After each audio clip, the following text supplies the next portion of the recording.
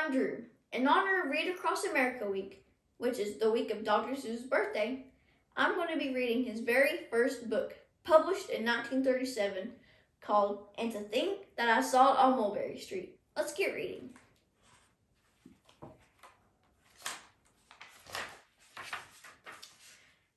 When I leave home to walk to school, Dad always says to me, "Marco, keep your eyelids up and see what you can see."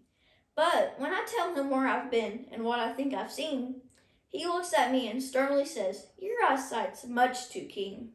Stop telling such outlandish tales. Stop turning minnows into whales. Now, what can I say when I get home today?"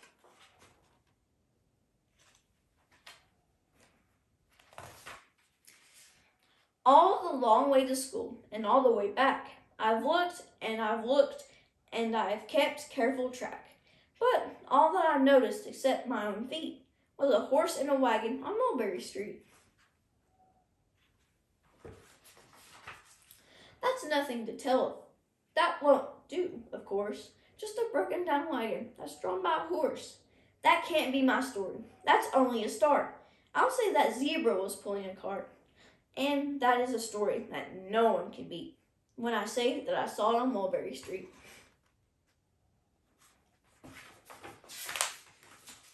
Yes, the zebra is fine, but I think it's a shame. Such a marvelous beast with a cart that's so tame. The story would really be better to hear if the driver I saw were a charioteer, a gold and blue chariot, something to meet, rumbling like thunder down Mulberry Street. No, it won't do at all. A zebra's too small. A reindeer is better. He's fast and he's fleet. And he'd look mighty smart on old Mulberry Street.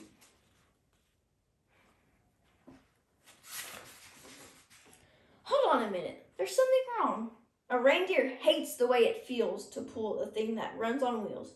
He'd much be happier instead if he could pull a fancy sled.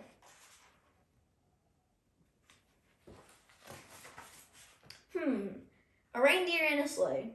Say, anyone could think of that. Jack or Fred or Joe or Nat. Say, even Jane could think of that. But it isn't too late to make one little change. A sleigh and an elephant. There's something strange. I'll pick one with plenty of power and size. A blue one with plenty of fun in its eyes. And then, just to give him a little more tone, have a Raja with rubies perched high on a throne. Say, that makes a story that no one can beat. When I say that I saw it on Mulberry Street.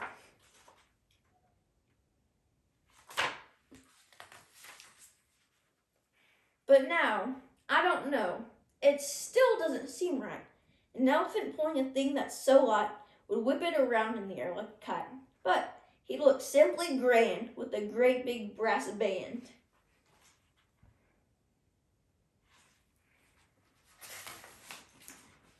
A band that's so good should have someone to hear it. But it's going so fast that it's hard to keep near it. I'll pull on a trailer.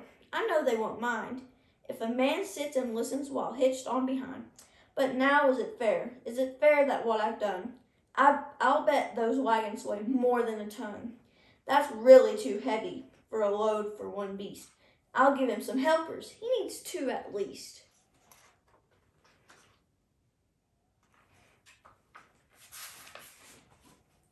But now what worries me is this. Mulberry Street turns into bliss. Unless there's something I can fix up, there will be an awful traffic mix-up.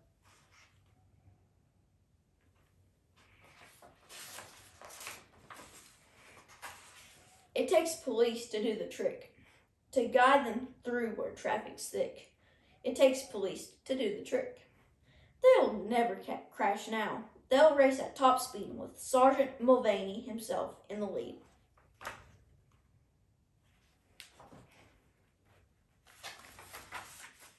The mayor is there, and he thinks it is grand, and he raises his hat as they dash by the stand.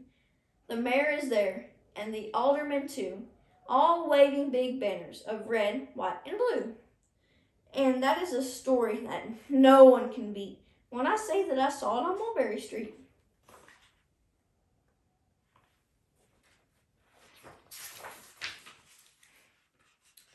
With the roar of its motor, an airplane appears and dumps out confetti while everyone cheers.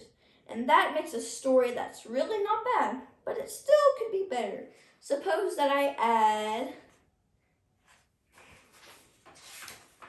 a Chinese boy who eats with sticks, a big magician doing tricks, a 10-foot beard that needs a comb. No time for more, I'm almost home.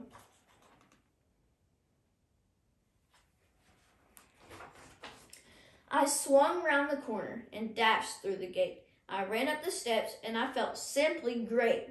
For that I had a story that no one could beat, and to think that I saw it on Mulberry Street. But Dad said quite calmly, just draw up your stool and tell me the sights on the way home from school. There was so much to tell, I just couldn't begin. Dad looked at me sharply and pulled at his chin. He frowned at me sternly from there in his seat. Was there nothing to look at? No people to greet? Did nothing excite you, make your heart beat?